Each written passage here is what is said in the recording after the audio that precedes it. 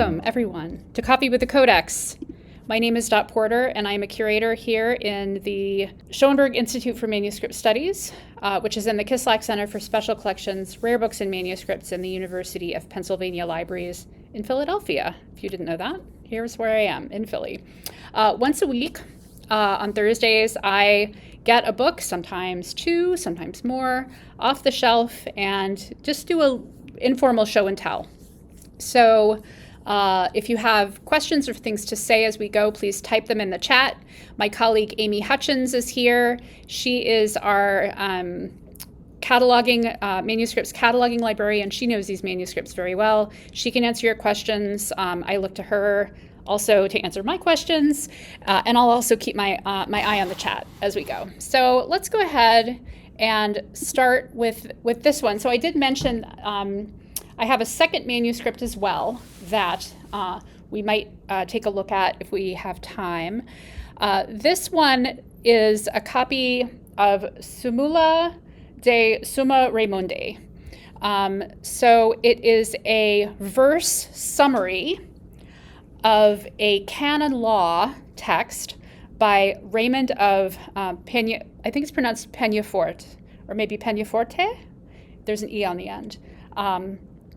It's his work, Summa de poenitentia et matrimonio, canon law on marriage, simony, usury, luxury, bigamy, etc.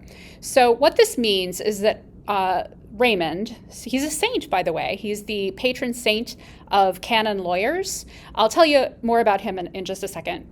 He wrote the text, right? He wrote this long canon law text, and then someone else came along later and wrote a verse summary. So I'm just going to open this up so you can take a quick look at this, and you can see that it is written in verse. How do we know it's written in verse? Well, it's written in verse because it doesn't fill out the whole line. Usually, if we open up a manuscript like that, the text is going to go all the way to the line.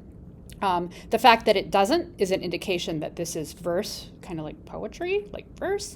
And also that there is this little bit of decoration on the initials that open every line. There's a little bit of red in there.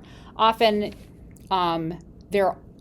you do see decoration like this in the first letter of a word that starts a sentence or a phrase. It's one of the ways that it's it's almost like punctuation. It was a way for them to indicate the start of a sentence or the start of a phrase. But here it's all on the left because, again, these are verse lines, and it's going to be like this all the way through. There is visible ruling here, which you'll see throughout. I'll even zoom in a little bit so you can just see the whole thing a little bit better. Oh, I pushed the wrong button. Hold on. What did I just, I don't like that. What did I just do? Is that better? It turned yellow. All right, there we go. I'm not touching that again. Sorry about that. So here we go. But here's our ruling, which it looks like it's been done in ink, which is, I don't know if it's unusual. This is France, 14th century, 1300s. So I don't know, but my point is that the ruling is very visible, which it is not always. And if I come down here, you'll see the framing. It goes all the way down to there. So there we go. Zoom back out. Let's see. I'll just give you a little bit more. So it was written in France in the 1300s. Lynn just put the link, or not Lynn, I'm sorry, Amy, can you put the link in the chat again? Thank you. So, right. So France, 1300s, verse summary. It's written in Latin. So why a verse summary? Why did somebody summarize this in verse? So this was a thing. We've actually looked at it, I think pretty recently we looked at another manuscript that had a verse summary. I can't remember what the topic was. But the reason is that it's helpful for learning. So I was hoping I could find like a full copy of this text to see kind of how extensive it is, but I imagine it's like a big, extensive text, and there's a lot in there. And so a verse summary is just a way to kind of make it a little bit easier to learn, maybe to memorize specific things. So the verse summary thing is a thing that people did. It was math. I remember it was a math text. So they did verse summaries of all kinds of things. And it was a kind of teaching tool. So that's the why. Raymond himself, just a little bit about him. He was a Dominican. He was a friar with the Dominicans. He was from Catalan. He lived from circa 1175 to 1275. So, wow, he was 100 when he died, which is pretty amazing. And I didn't know this. I had heard of this text, though. The Decretals of Gregory the Ninth is a very famous set of canonical laws that he is the person who compiled them. So that's really interesting. Years and years ago, I was involved in a project on the Decretals, which I think is still happening, which is pretty cool. So very important guy. As I said, he's the patron saint of canon lawyers, and he wrote this text, and then someone else made it into a verse summary. So let's take a look at what's going on here. I already pointed out the layout. Elisa in the chat has very helpfully pointed out that this kind of ink ruling is not unusual in manuscripts of this period. That is France 1300s, so thank you for that. I know that I've seen them, but I see so many manuscripts, I don't always remember where they're all from and when. Claire is asking about the next thing I'm going to point out, which is this triangular note at the bottom of the page. I don't know exactly what this note is doing, but there are many of them throughout. You'll see on, I don't know if they're on almost every page, or what. I can't even tell if it's the same. So it's a Gothic book script. So this is a very common kind of script.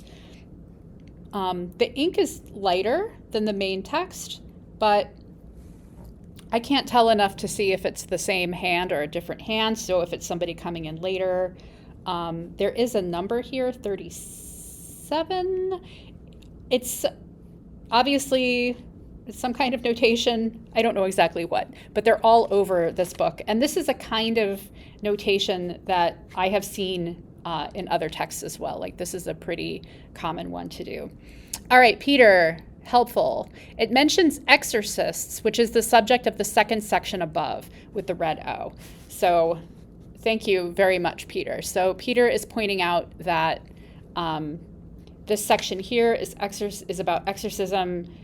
This is about exorcism. So it's some kind of comment on the text here. Yeah, so that's what's happening. And then there's this list of words or terms up here. And again, I don't know exactly what that's doing. It's some kind of list, I would assume, that's relevant, because here this is I guess like an introduction. And so maybe this is the list of topics that we're going to talk about. I also want to point out that you'll see out to the side here, these little dots here, those are prick marks, and they are what were used to make these lines. They've been trimmed mostly, but you can still see them here, which is pretty fun.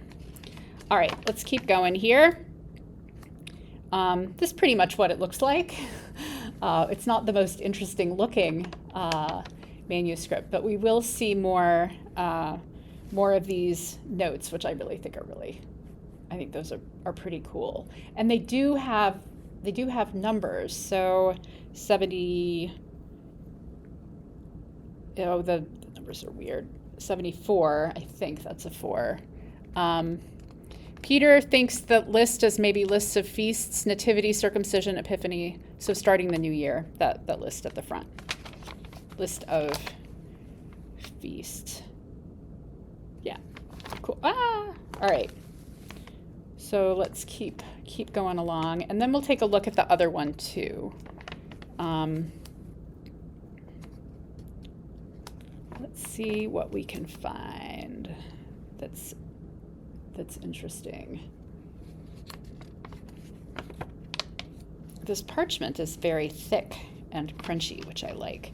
And it's not the highest quality. One, it's of the stiffness is also not that, but there you're going to see several places where the trimming is not well done. I think this is the edge, actually the edge of the stretched parchment sheet. So this is cut from a much larger sheet that would have been made from an animal, and so it's got the shape on the edges of, you get armpits and neck, the neck round and things like that.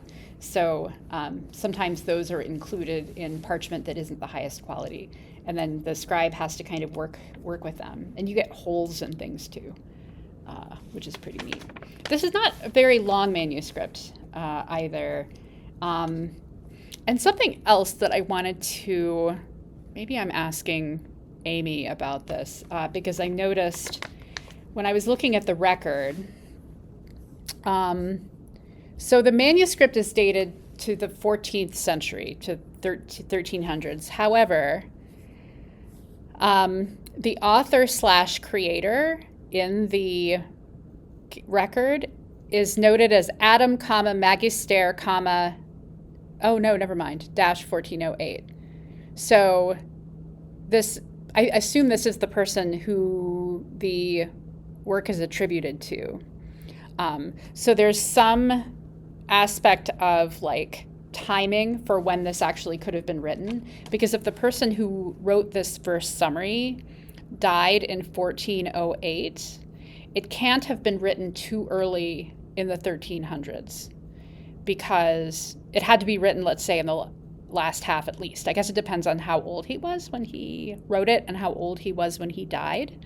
But there's that. Oh, yes, and Amy is pointing out that there is a catchword here on the bottom, which, if that is, I think it is a catchword, because we are at the end of the choir. I can see there's a gap here. So a catchword, I'm sure you all know because I say this all the time, is a word that is sort of placed, word or words at the end of a choir, which is the booklet, one of the booklets that's sewn together. And it points to the first word of the next page, and it's to help the person who is binding it. However, it doesn't match the word up here. And also, it's in a completely different script. It's in a different handwriting.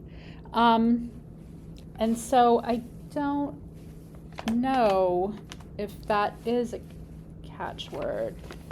I don't know. And I've actually gotten distracted by this piece of parchment with the, do you see this? It's like an armpit or something here. And now I want to see if I can find the other side of that piece of parchment. Because this is one of the fun things when you find something like this. This is a sheet, and so it's been folded. So there's another piece somewhere that has that, and that can help you figure out the structure of it. Let's see if we can see. Sorry, I know this is like my thing. This is my thing, and I'm being very self-indulgent right now. So please be patient with me. Let's see if we can find it. Okay. I'm not finding it. Okay. I wonder what happened to it. Maybe it's in the first half. This one does not have a structural model. I make structural models for our manuscripts, and this one doesn't have one yet, but I might have to do one, because now I'm curious as to where that, well, we can keep going and see if we can find it. So Brian has this comment about weird cut. So it's not a cut, right? This is the edge of the parchment, the edge of the animal where it was stretched. It just means that it wasn't trimmed, right? If this was really high quality, they would have trimmed all of those edges off, and you'd end up with less space to write on. With the lower quality, they just say, okay, we'll have that, and we have a little more space, and the parchment's a little less expensive. So thank you, thank you, Louise and Peter. I think it's really interesting to see how they kind of fit these together, and how the text interacts with the structure too, because sometimes you'll find manuscripts where texts always begin and end with new quires. Whether it's the same same scribe or different scribe, and sometimes it's in the middle of a quire, and so it's just sort of an interesting way to think about how they were made. Yeah, it's pretty fun. Let's see. I'm still going to be on the lookout for that bottom edge, though. Let's see. And I think we will have plenty of time to look at the other manuscript too. Let me see, am I missing anything in the chat? We're all good. Oh, let's see, Gazwan. Some literature said Summa Raimundi was meant for the confession's aid and organized questions in matters of conscience, penance, sins, etc., that could help a priest in the confession. I'm not sure if that is what you think. I don't know what I think. This is the first time I've looked at this, so I don't know. But that makes sense to me. It would be, a sort of a cross between pastoral care and canon law there. So there's something here, and there's a little word. Can you guys see that? There's another word written down there. That actually might be a catchword, because it looks like it matches what's above. And then there's this stub. Do you see down here? There's this piece of parchment sticking up. It's a stub. That's what we call it when these little pieces stick out. And it looks like there was a leaf that was cut out, which makes it kind of interesting. If this is a catchword that matches up here, that might mean that this was cut early, like when the manuscript was made. I don't know. That's interesting. Okay, Amy, she thinks maybe the other half of the edge would have been here. I don't think that works because there's no, I don't know if you can see. So the other leaf, the one with the armpit, I'm going to call it, in the bottom, there would be a gap here. It wouldn't come all the way down because it would have that, it would carry that through. So I don't think this was it. I still don't know where it is. Brian asks, why are the edges of the paper, it's actually parchment, why are the edges of the parchment covered in something dark? Like the central part of the page is not covered, but the edges are covered. So it could just be dirt, because when the book is closed, the edges are exposed and can get dirty while the pages are covered. So it could just be sort of dirt coming down through it. It also could be that so many people have touched the edges of the book and held it open. That could be staining from touching too. It's hard to say which it is, but they're both pretty interesting. I don't think we're going to find the other edge of that, because I think we're actually starting another quire here. I'm very curious. I'm going to get off this call and go make a structural model. It's going to be fun. Here's another stub. We've got another leaf that has been, so I said it was a leaf that was cut out. It could be a leaf that was cut out. It could also be that a leaf was added in, which can result in a stub, because you need a little bit of overlap when you're doing it. Although this one's been, whatever was cut out here was ruled. There's ruling lines here. So that's pretty neat. I think this is all written by one scribe. It looks like that. Oh, here we go. Here's another example of this, the stretched edge of the parchment, probably an armpit there. And you can see they just wrote right down to the edge of it, and here too. They just work around it. Yep, so we're getting more. This is something else. Okay, yes, and I knew that there's something else. All right, because I knew that there was something else, because the verse ends and we start getting full, the lines are now full. You see that? So we've switched to away from verse to prose. So there is another text in here. A brief Bible dictionary arranged in canonical order, not in alphabetical order. So that's interesting, and that's what we've got here. Looks like the same scribe to me. Not that I know much. Ooh, there's a little decoration there. So there's a little bit of decoration. This is not the most decorated in a manuscript we've seen. Not particularly beautiful. It does have a lot of red in it, though, most of which is not for aesthetics, I think, but is for, indicating important words and things like that.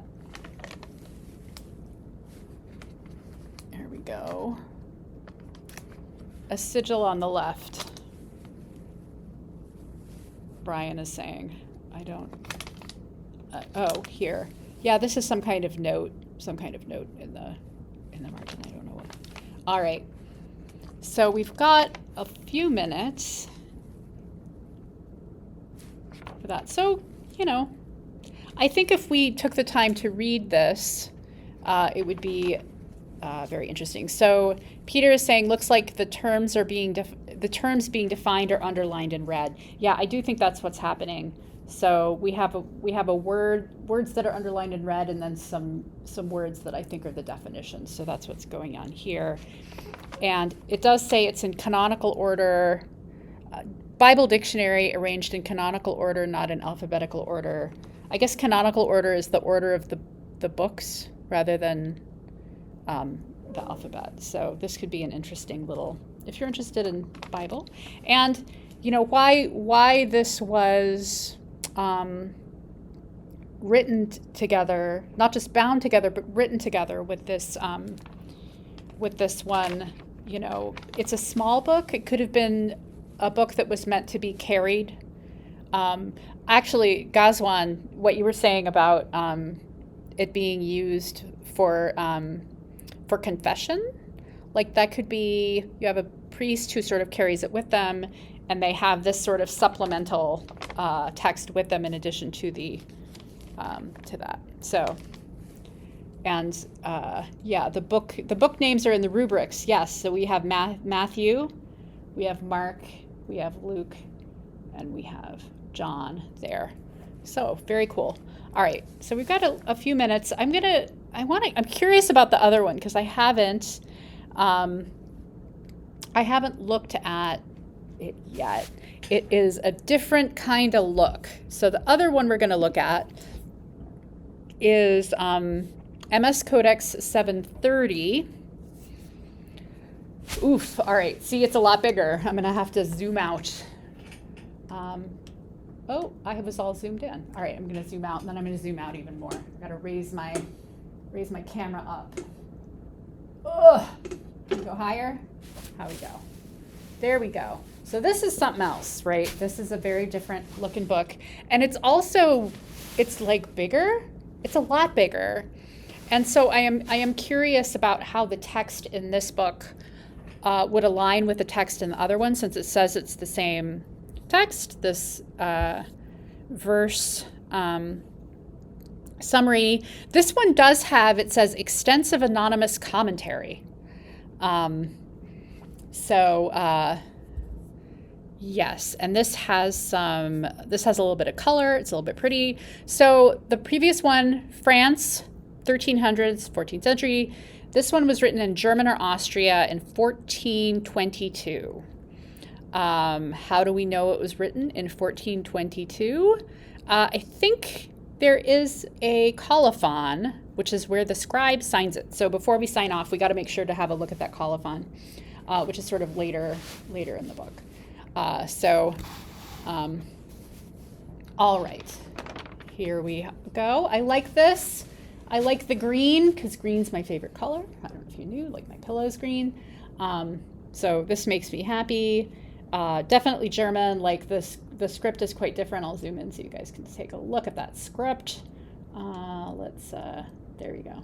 Boop. Script is also a Gothic cursive script, which is the same script that the other one was written in, I think. But it looks a little bit different because it was written in Germany and not in France. So that's a thing that you get. This one is also on paper, and not on parchment. We've got a little bit of this green showing through, and we'll see this if we get far enough. We'll see this in other places. It does look like there was some water damage too. That's what this stain is. Kind of all the way through, so it sort of got dipped in there. There's another one of these beautiful ones. So you're looking at this. I know you're all looking at this, and oh, Amy is saying the other one was in Gothic textualis. Okay, thank you. I got my scripts wrong, but that's okay. This is the summary, the verse summary, but it is not, if this part, and this is again where I'm just not sure, because it does have this extensive commentary. This part is not written on the page as verse, which doesn't mean it's not verse, because the scribe could have made a decision, or there could have been a decision made that it be written all to fill up the column. All right, and now I feel like part of my question has been answered. So I want you to look at this. So we've got this initial. Actually, let me look at the other. No. So this is, I'm guessing, so this is going to be some kind of introduction here. So we've got an introduction. And then we've got our next S, which is very cool. Well, let's zoom in on the S and take a closer look at this, because I didn't notice that the first time until I turned the page, but now I'm noticing this script is the same, it's the same script, but it's bigger. Do you see how that's bigger? A little bit bigger, and there's more space between the lines. You'll see it more. I'm going to turn the page and you'll see it again up here. Okay, right? We got big writing, and then we're back to the smaller, sort of more cramped writing. So what this is doing is, this now is that text, the main text, the verse summary is here. The scribe, if this is verse, which the record is saying it is, they are not writing it as verse. It's written all the way through. But now that I look, I'm seeing that there's like little lines here, and I'm wondering if those little lines are supposed to be designating. Maybe not. They're at strange intervals, so maybe not. I was thinking maybe they were being used to designate the verse line. So this is the text. This is the commentary. That's what this is. So the record said extensive anonymous commentary. Amy in the chat has said extensive commentary is an understatement. Indeed. I wonder how many pages of commentary we will have before we get back to the text.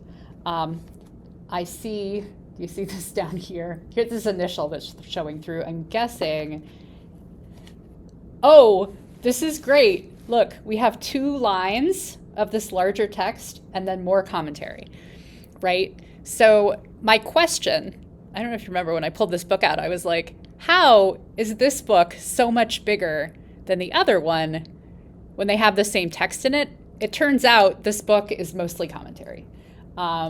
Which is fantastic, and it illustrates the different ways that these texts come to us, right? Like you have ones like this little guy.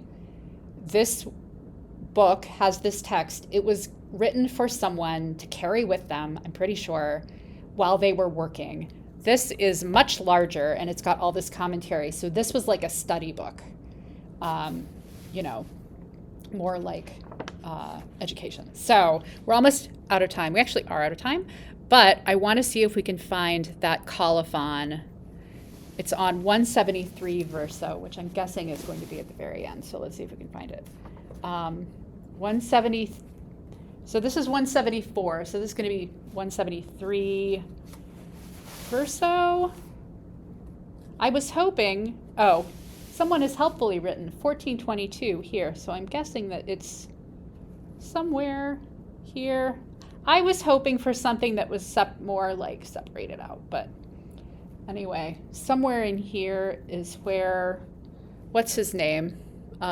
Johannes Kemp with a question mark. 2022, yes, 22nd of something? 22nd, 14, I don't see 1422. I just can't read this at all. But anyway, there we go. That's it. Oh, Peter, Anno Domini. Anno Domini. Yep. Okay, so he's got it. So there it is. I'm trusting Peter. Thank you so much. I love you guys. You guys are the best. Thank you. Thanks for letting me go over a minute. Yeah, this is great. Please come next week. Come next week. It's going to be great. And then 2 weeks from now and on and on. All right. Take care, everybody.